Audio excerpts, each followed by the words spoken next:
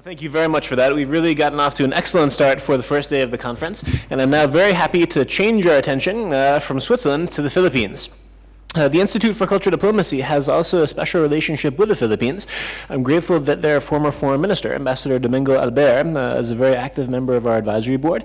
She was recently also the ambassador of Philippines to Germany, and we still actually have remnants of the big art exhibition from the Philippines hanging in the ICD House of Arts and Culture. Ambassador Albert actually brought 2 tons of artwork from Manila in honor of actually the national celebration of the Philippines 2 years ago. So we have a permanent representative of the Philippines in our ICD House. So in that sense, I'm very, very happy to have the chance to introduce to you Her Excellency Ambassador Marilyn J. Alarilla. She is currently the ambassador from the Philippines to Turkey, and I'd like to say a few words about her background so you can understand also the great perspectives and experiences that she is bringing with her. Ambassador Alarilla studied an advanced course in diplomatic studies at the Center for Diplomatic and Strategic Studies in Paris from 1994 until 1995. She served as Minister and Counselor General for the Philippines Embassy in Switzerland from 1999 until 2005. She had a position as Director General of the ASEAN Philippines and Assistant Secretary of the Office of ASEAN Affairs from 2008 until 2009. As Ambassador of the Philippines, she served for the Philippines Embassy in the Lao People's Democratic Republic from 2009 until 2011. And in 2011, the ambassador received the appointments as Ambassador Extraordinary and Plenipotentiary from the President Benigno S. Aquino III. After receiving the appointment from President Aquino in 2011, she began serving as the ambassador of the Philippines to Turkey. Her lecture topic today is the role of civil society in promoting human rights. Ladies and gentlemen, please join me in a very, very warm welcome for Her Excellency Ambassador Marilyn J. Alarilla. Thank you.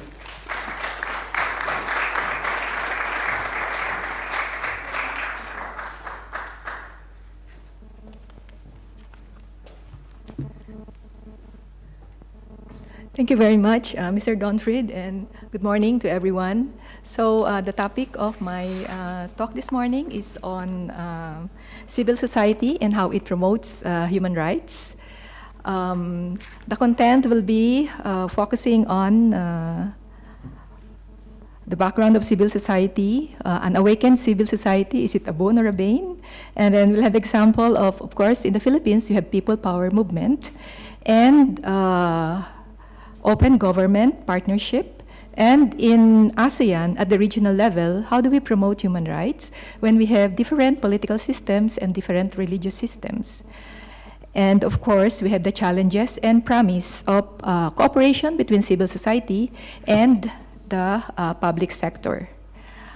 On the background, everyone knows that the social contract concept of Rousseau has been a good foundation for political basis on execution of general will based on what the people desires. And this social contract is the source of legitimate authority of pursuing common good. And at the end of the Cold War, we have seen the wave of democratization, transition in all parts of the world, in Eastern Europe, in Africa, in our part of the world. And there has been a good role of civil society, whether it is natural or whether it's really springboard from the grassroots approach. But in the Philippines, even before the political concept of Rousseau, we have from the anthropological or cultural and social perspective, the natural inclination for people to cooperate. So I think it's a social imperative for human beings, and in the Philippines, we have what we call mutual help or self-help during early part of our history, and it is until now going on. So people who are in need, whether they're under disasters or so on, neighbors and families band together for mutual aid, even until now when we have disaster, or even Filipinos who are in cities or abroad, it's still ongoing. So the concept of civil society had this fertile landscape in our culture, so that even on the political issue, on the professional or what we call associational life in all sectors of society, whether it's for labor or student or political, economic. So there is this tendency to group together and band together at the lower level, and then this will form, go up, consolidate, merge, and it will become a potent force because in terms of number, they're already quite huge. So there is this movement all over. And we had two examples cited in our history. In 1896, our revolution from Spain is an example of this associational group of people cooperating together. And more recently, in our 1896, what we call an example of a peaceful revolution during recent times. And this time, there are many factors that led to it. It's not short-term or immediate success. From 1983 to 1986, there were almost like, because at that time it was under a dictatorship, so people cannot really express themselves and they have to be very careful in expressing political opinion. But in terms of spreading awareness, it was done from what we understand from like a simultaneous dissatisfaction from many sectors of our society. Like, for example, for the business sector, the stock market was really down and there was no business coming in. So there were trigger points for mass discontent on the part of the people. And of course, there are segments who are after social justice, and these are some of our religious people. And at that time, from 83 to 86, it's multi-religious. We are predominantly Christian, predominantly Catholic, but people from all faiths, Christian faith, Catholic, and even Muslim, grouped together.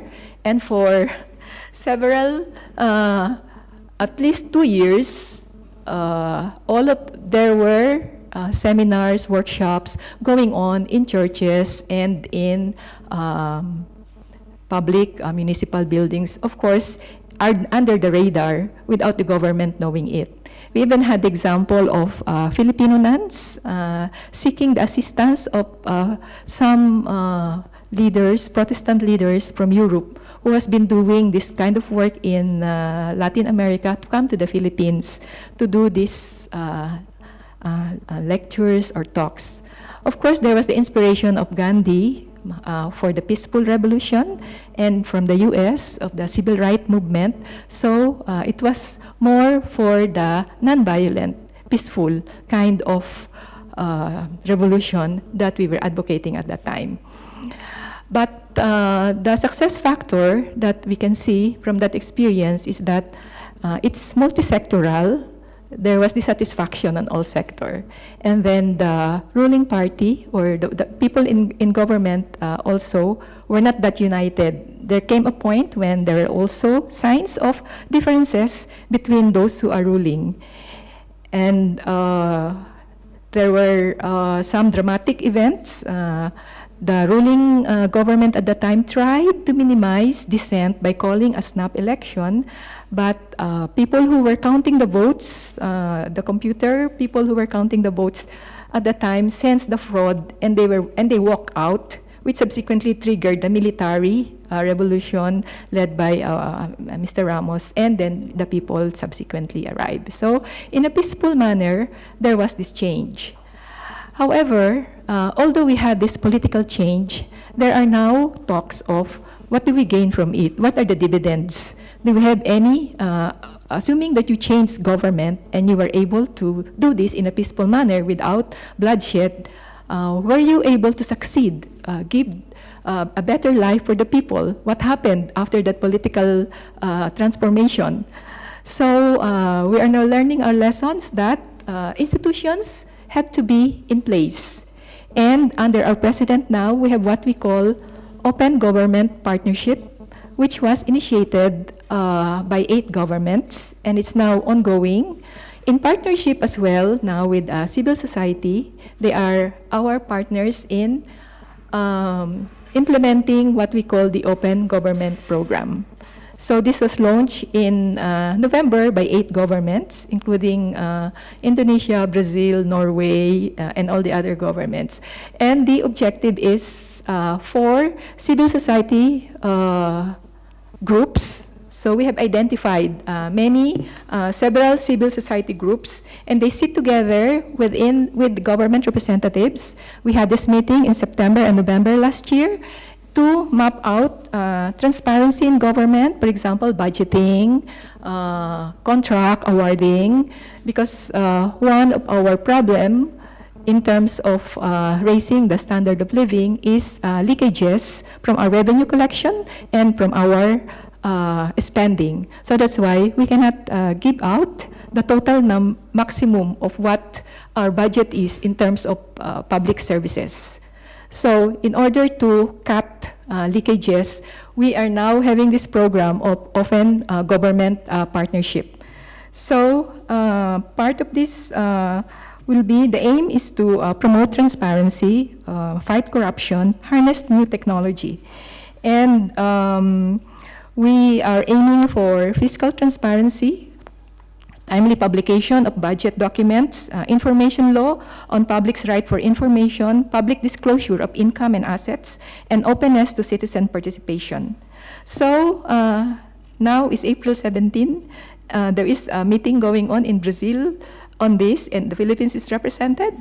And in that meeting, as opposed to usual meetings where you have government representatives only at the podium, so we have both civil society and government, both on equal partnership for the conference. And the objective is to recognize new commitments on participatory and accountable leadership, so that our public sector cooperates with the civil society. So we have many civil society, like the umbrella organization of civil society is a partner here. We have civil society on transparency, what we call also development NGO for SMEs. We have our business sector, Makati Business Club. We have Integrity and National Competitiveness Council. So the objective is contracts, budget, expenses, revenues, collection, they're all open and everybody can do it. And some, right now, we're also trying to have online. Some government at the provincial level and municipal level can also publish online the receipt from collections of taxes, as well as budget, salaries, and so on, and also projects. So that way, the public can monitor where the money goes.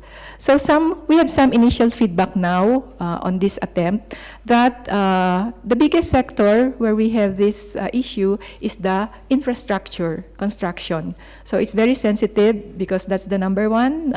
You favor some contractors, or you do this, or you merge some projects. So our feedback now is that from these few months, at the national level, we have measured some success, percentage of reduction, but still at the local or local level, it's a little bit more difficult because the local politicians expect to have the money because they spend so much for their constituencies. So that one, we're still trying to address.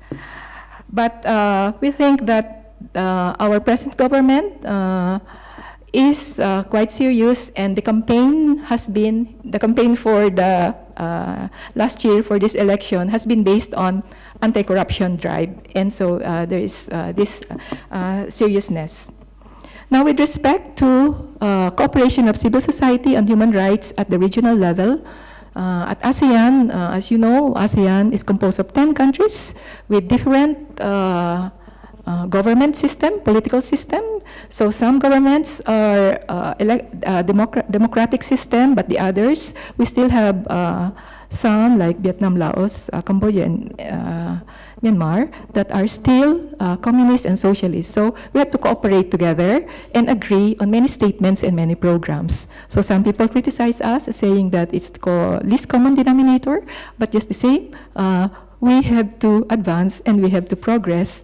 And we think that for the past 40 years or 20 years since the last 4 members were in, we have demonstrated some progress with the participation of those who do not have the same political system as ours.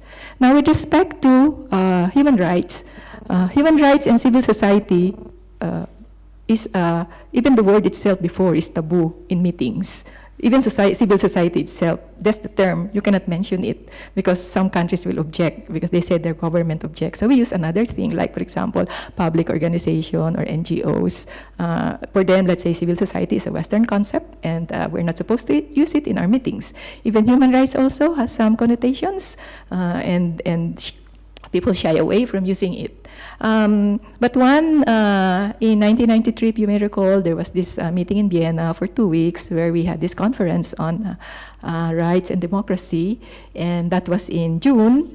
And after that, with this World Conference on Human Rights, with over 171 states attending, NGOs and states, over 7,000 participants, and supposedly the largest meeting on human rights.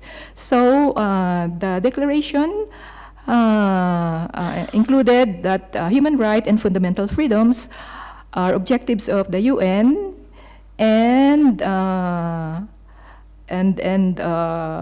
the possibility of establishing regional and sub-regional arrangement for the promotion and protection of human rights where they do not already exist should be considered. So that was in June 1993, and next month, July 1993, the ASEAN foreign ministers were meeting in Singapore, so they had to have a reaction whether to accept it or not to accept it, but they just have to react. So what the ASEAN foreign ministers did was, everyone welcomed human rights and fundamental freedoms, but we retained, because ASEAN always retains our own concept, our own balance between rights of individual and rights of the community, and that we will maintain respect for national sovereignty, territorial integrity, non-interference in internal affairs. But academics and NGOs and civil society members still consider it a victory because there was this mention and support in spite of some reservation. So that was in 1993, and subsequently we have the ASEAN Interparliamentary Organization, who also in 93 endorsed it, and then the same year civil society formed the working group on ASEAN human rights mechanism to follow, because in our region we don't have this regional mechanism, but in others, in Africa they have already, Europe they have. So we have to start, and if the government sector will not initiate, so it's the duty of the civil society sector to do it. So that's why they started this working group. And so after a few years, 97, we had this ASEAN Vision 2020, and we did 98 mention, again, reiterated mention on human rights. Well, anyway, so finally, in 2009, there was, after a span of a few years, so the ASEAN ministerial meeting, our foreign ministers agreed to have they agreed to establish, so step by step, they agreed to establish an ASEAN human rights mechanism. And in 2009, also finally, we have what we call an ASEAN intergovernmental mechanism on human rights. So we call it intergovernmental because in some countries, civil society like Philippines, Thailand, Indonesia, this human rights mechanism is with the private sector.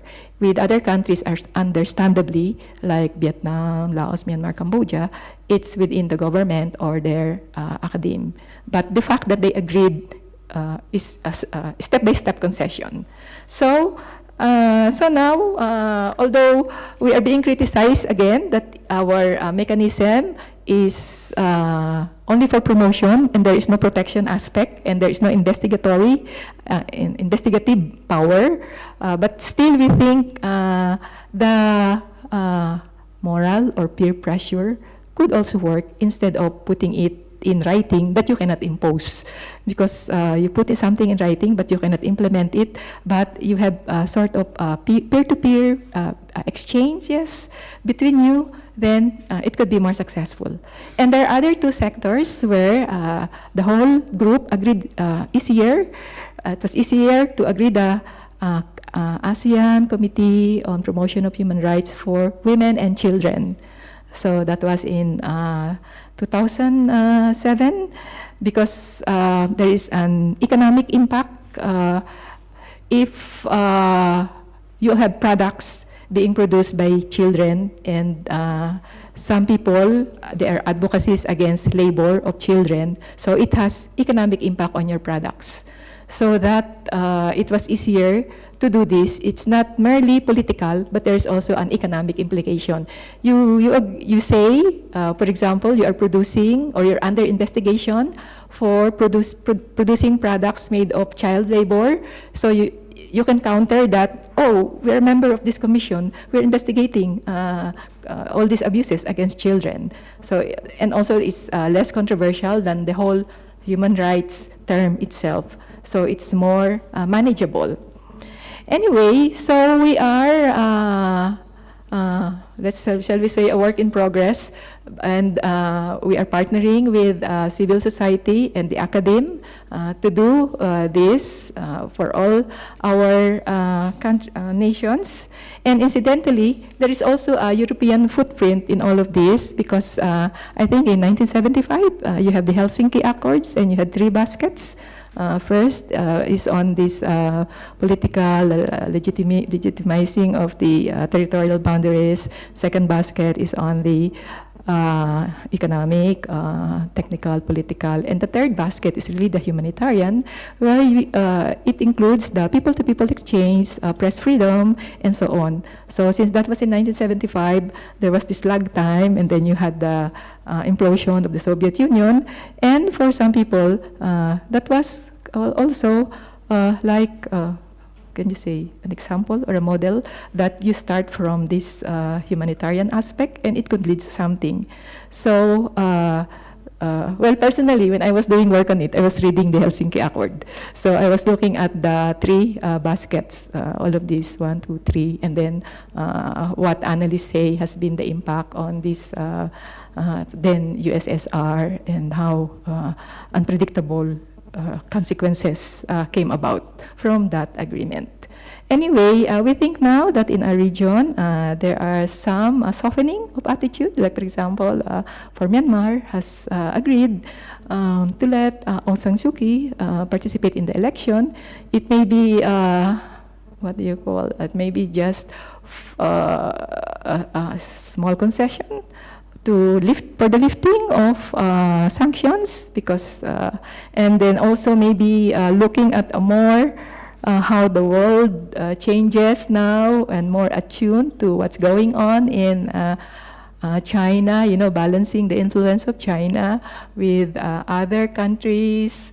But I think we also have, of course, the flow of communication, openness, and some people, we think that the mere fact that Cambodia, Laos, Myanmar, and Vietnam are part of ASEAN, and they join our meetings, they visit our countries, they like to stay in our countries, they like to shop, and our people are become friends. The political difference has narrowed, and it's a good confidence building exercise.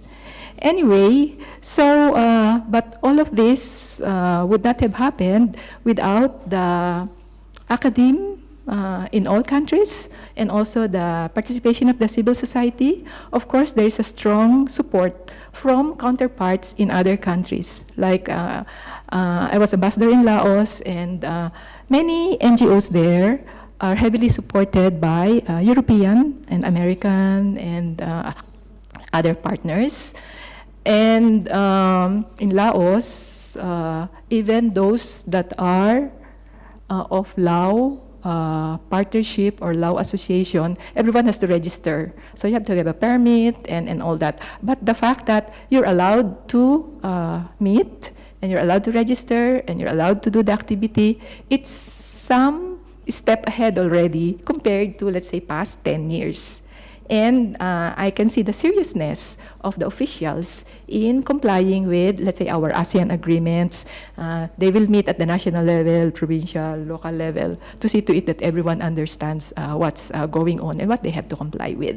So we are quite optimistic that with these exchanges, we can have better maybe of this protection and promotion of human rights.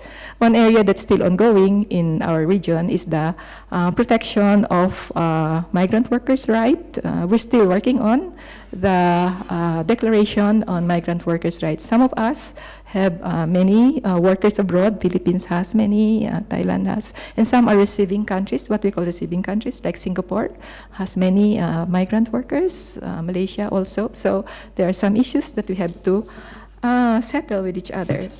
Anyway, so in conclusion, so we think there are many promising areas in several areas of cooperation, but there are also challenges.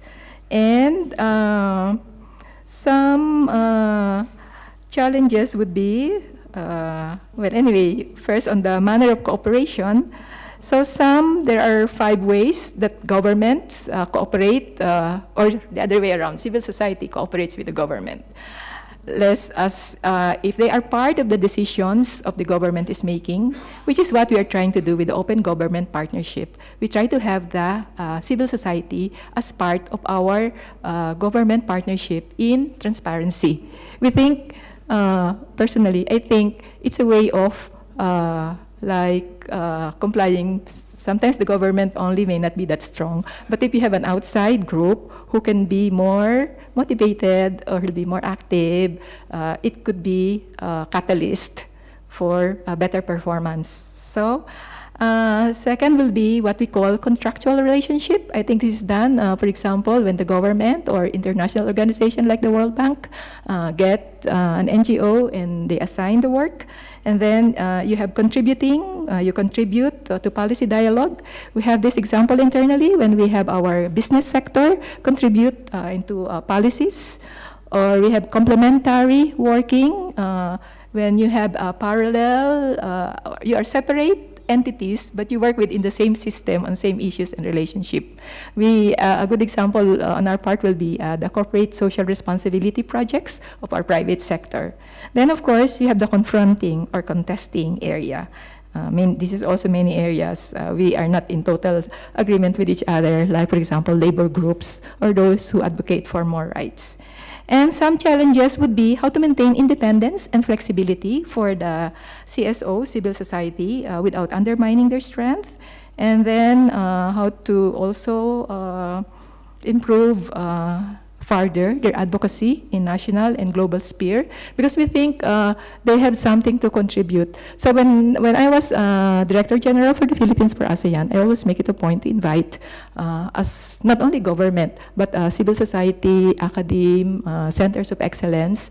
And then if there are opportunities to attend in seminars or training abroad, I don't choose people from a unit or from the government. I choose people from the academe or people from civil society, because it gives them a chance. And sometimes if you get from the academe, they will study. They will really study the issue, and they will profit more from the experience. And then, of course, how to facilitate multi-sectoral cooperation, both at the national, in our case, regional level, or maybe even international level. But we see that there is big potential for partnership between civil society and the government, not only in human rights, but of course now it's now broader, because we have human security, freedom from fear, freedom from want, and in our ASEAN, we call it comprehensive security, including all the transnational issues. So I think we're just scratching the surface of this civil cooperation partnership with government. We'll see more in the future. Depends on us on how to handle it. Okay, thank you very much.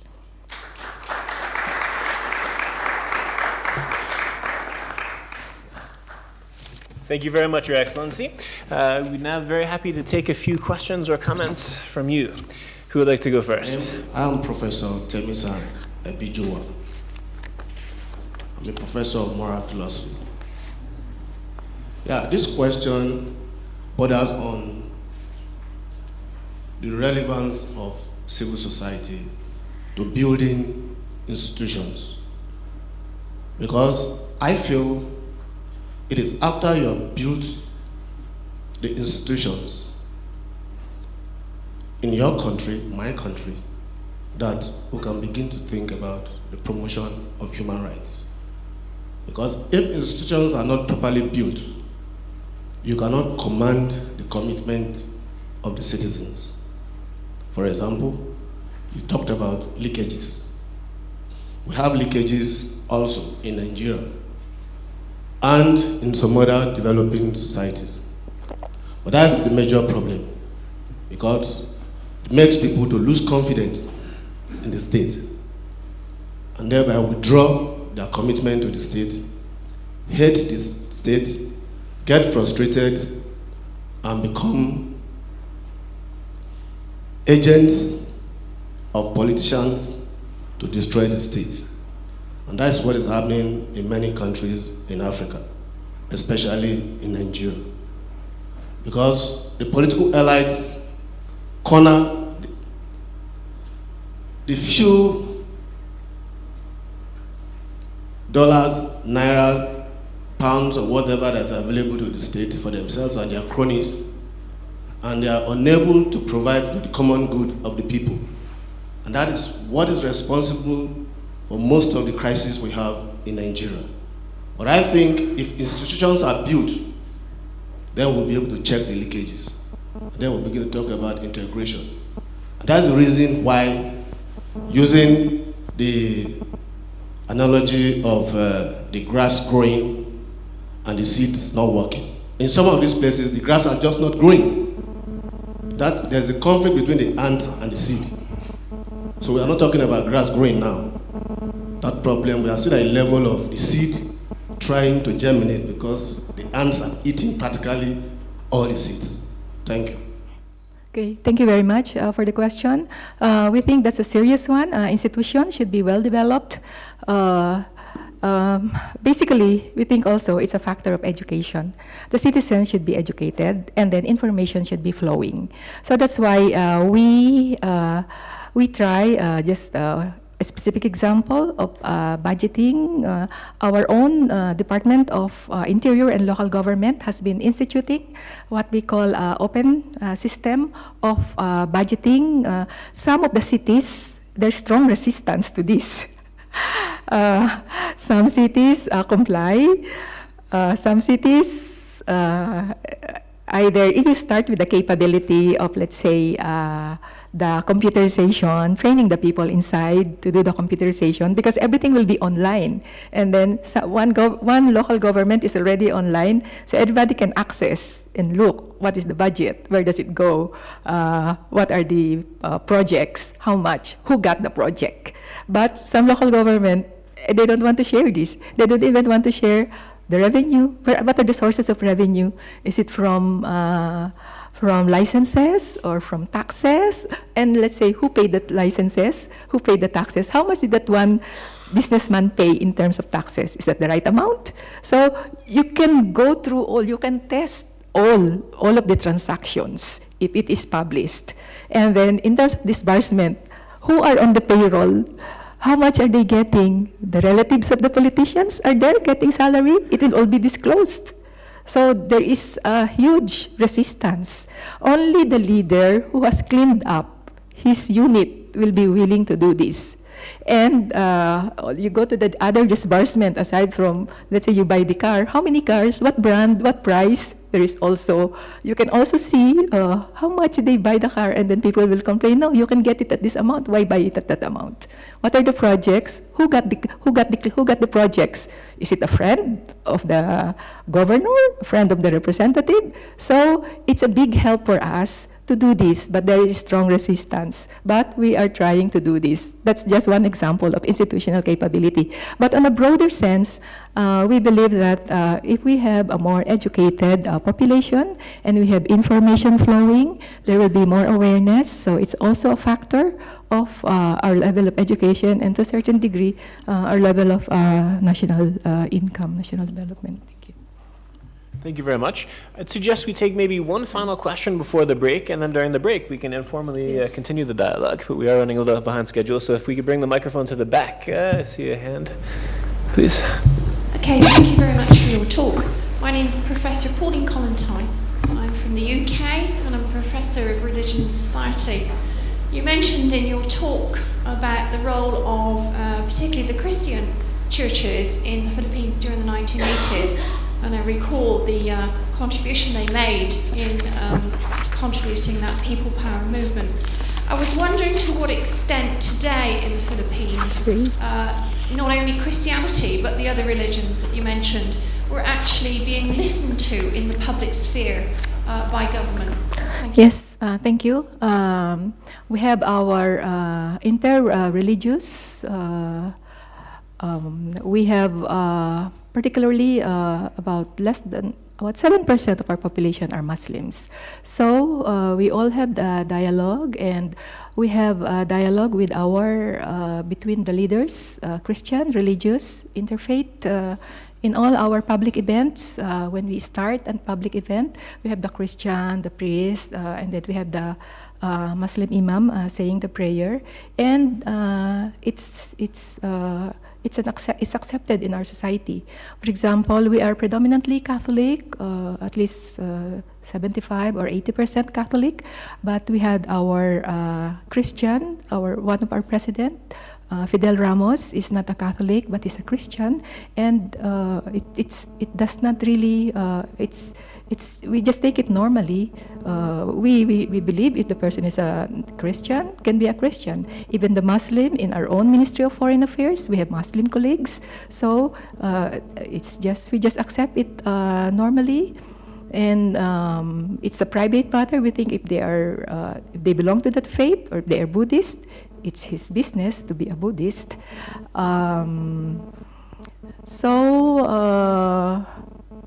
We, in terms of religion, we have accepted, we have Sharia law in our Mindanao region for provinces that are predominantly Muslim. We have Sharia law.